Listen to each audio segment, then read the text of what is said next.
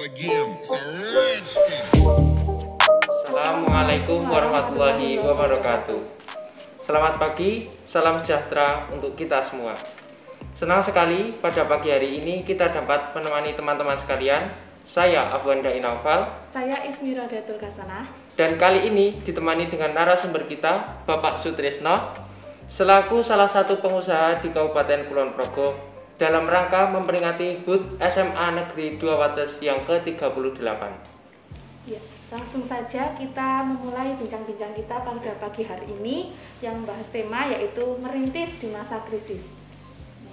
Pertanyaan pertama, dengar-dengar Bapak ini sebagai owner Belavia, sebenarnya asal mula nama Belavia itu terinspirasi dari apa, Pak? Assalamualaikum warahmatullahi wabarakatuh. Terima kasih adik-adik semuanya. Nama Belavia itu saya ambil dari nama anak-anak saya. Yang pertama anak saya Nafiah Rahma Febrianisa, kemudian yang kedua Nabila Rahma Kalistasari.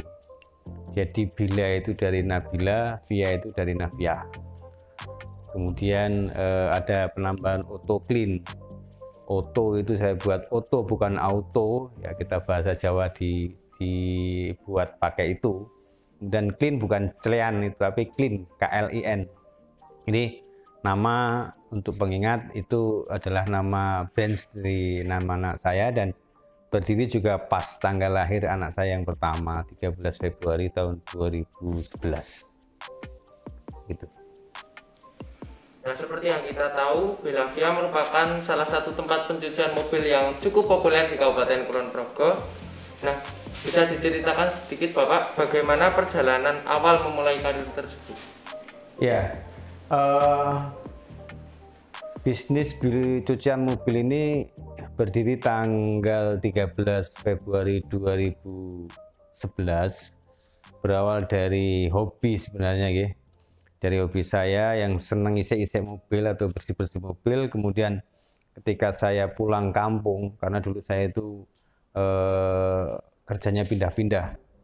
Kemudian tahun 2010 saya memutuskan pulang kampung, 2011 saya memulai usaha. Berawal dari situ kemudian saya melihat ada peluang karena waktu itu di Kota Wates baru ada beberapa tempat cuci mobil.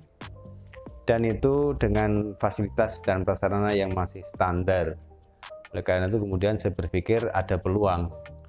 Dengan psikologis orang itu kalau sudah cuci mobil di tempat cuci biasanya sudah enggan untuk mencuci sendiri. Nah itu satu peluang bisnis. Oleh karena itu kemudian saya memutuskan untuk membuka usaha cuci mobil, salon dan aksesoris. Itu awal mulanya saya membentuk atau mendirikan usaha. Di awal memang ya kita masih prihatin karena pada saat buka itu ya memang mobil belum banyak di Kota Wates atau di Kulon Progo. Dengan tenaga kerja waktu itu baru 4 orang di bagian teknis dan 1 orang di bagian admin. Alhamdulillah dalam perjalanan berkembang sehingga di tahun kedua kita sudah bisa membuka unit usaha lagi yaitu salon mobil pada tahun 2012. Kemudian dari 5 karyawan itu kita bisa waktu itu tahun 2012 sudah 8 karyawan. Kemudian tahun 2013 kita bisa membuka unit usaha lagi yaitu aksesoris mobil, bekerjasama dengan beberapa rekan yang sudah mempunyai bisnis aksesoris mobil.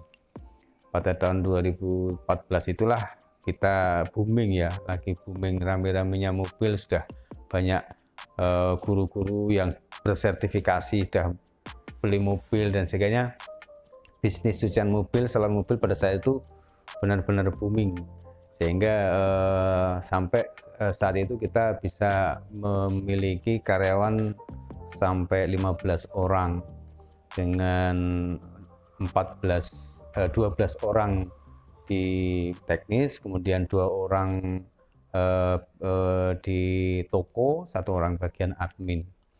Kira itu perjalanannya sampai tahun 2015-2016, kemudian persaingan sudah semakin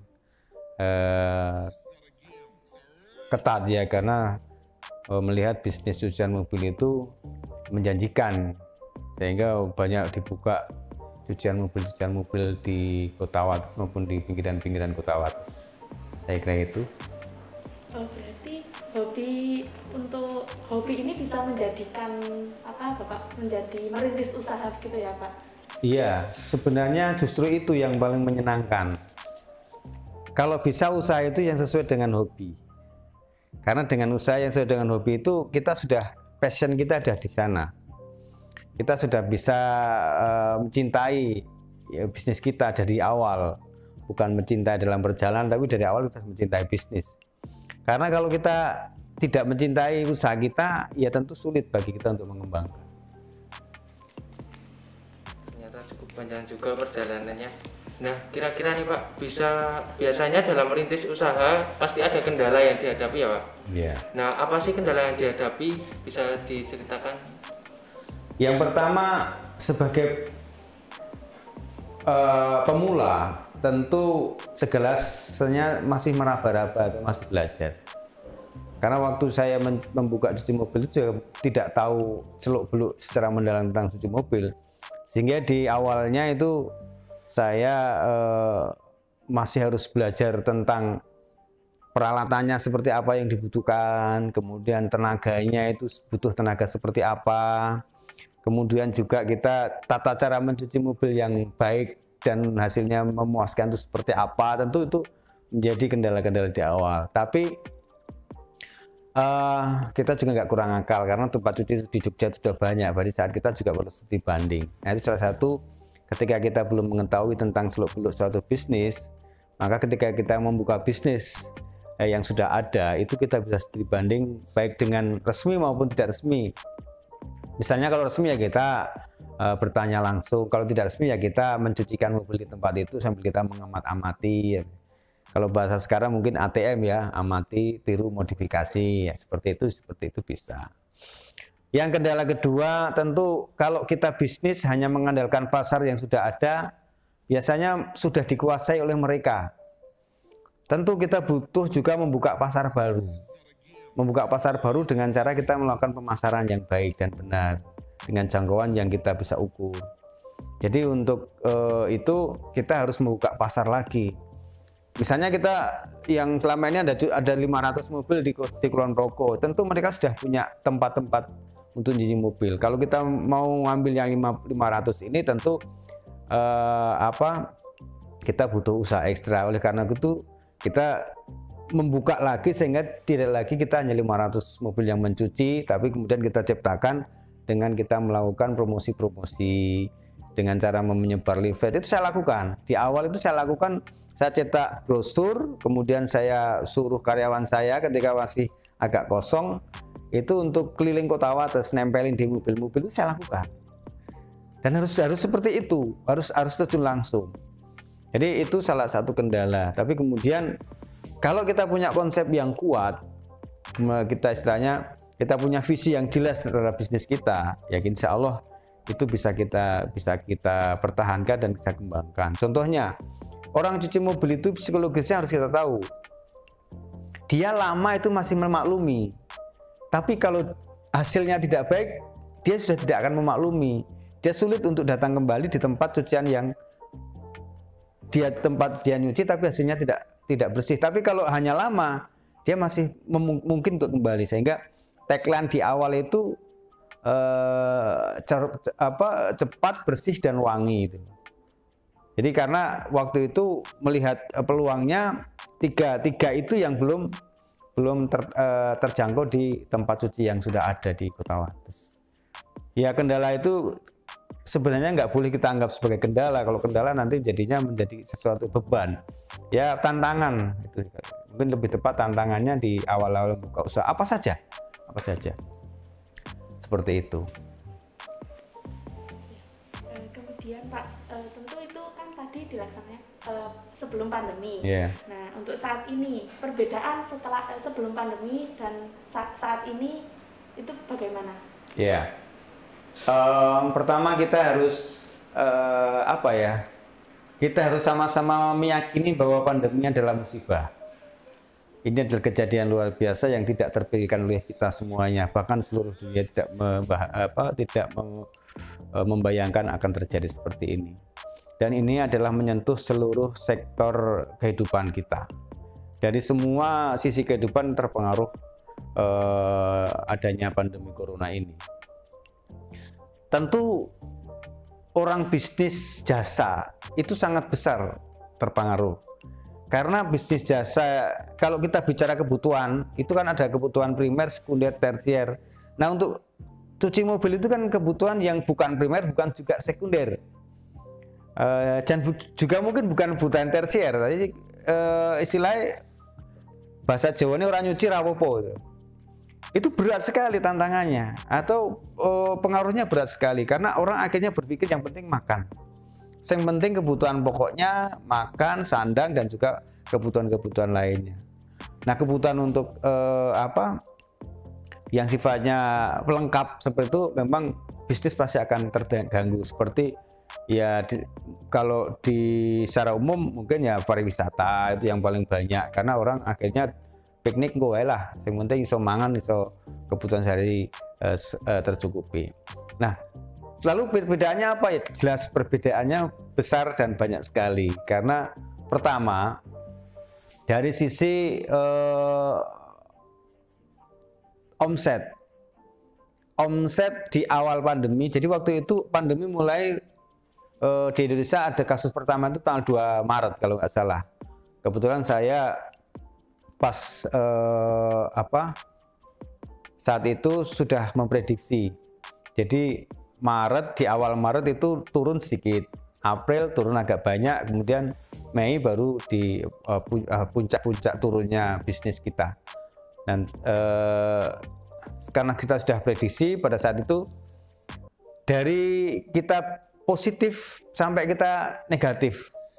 Jadi penghasilan kita dari cuci mobil sampai negatif, untuk tidak cukup lagi untuk membayar karyawan dan biaya operasional. Itu kita mengalami kurang lebih 2 bulan, bulan April dan bulan Mei. Kemudian kita sangat berharap pada saat itu Lebaran itu menolong, ternyata kan tidak ada mudik. Akhirnya ya orang nggak mudik juga yang nyuci mobil juga orang-orang kampung sendiri, jadi artinya juga tidak banyak. Itu salah satunya perbedaannya ya. Pokoknya semua bisnis, ini bukan mengeluh ya, ini bukan satu keluhan karena semua bisnis mengalami, tapi alhamdulillah saya masih bisa mempertahankan karyawan saya tanpa ada satupun yang harus di PHK atau diputus kerjanya. Bahkan untuk di akhir Agustus kemarin kita bisa menambah kembali. Intinya sangat berpengaruh pandemi ini dari sisi bisnis manapun. Meskipun harus ada catatan ya, ini catatan untuk dari pengamatan saya. Dalam setiap keadaan itu pasti ada yang booming bisnis itu. Kalau di bisnis, kalau pandemi ini yang booming ada ya ekspedisi pasti booming. Kemudian jual beli online pasti booming tinggi. Tapi untuk yang konvensional, bisnis konvensional rata-rata itu turun gitu.